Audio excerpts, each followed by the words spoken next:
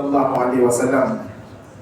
Jadi hadis musalsal awaliyah, yang ni kita namakan hadis musalsal birahmah, hadis tentang rahmat, yang mana Nabi Muhammad sallallahu alaihi wasallam, Nabi menggalakkan kita untuk rahmat dengan sekalian makhluk, kerana Nabi Muhammad diutuskan rahmat lil alamin, rahmatan lil alamin.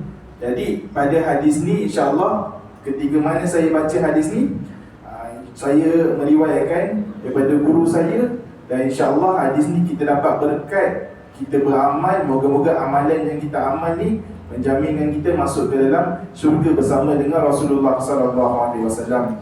Jadi daripada Amru bin Dinar bin Abi Qabus, dari Abdullah bin Amru, kata Nabi Muhammad, qala Rasulullah sallallahu alaihi wasallam, "Ar-rahimuna yarhamuhumur rahman, irhamu man fil ard yarhamukum man fis sama." Saya ulang balik.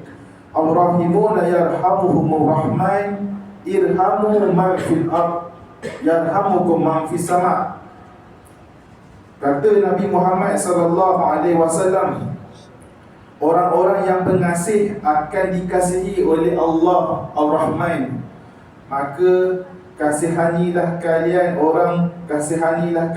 orang di bumi, nescaya akan kasih kepada kamu orang yang berada di langit, yakni makhluk yang berada di langit.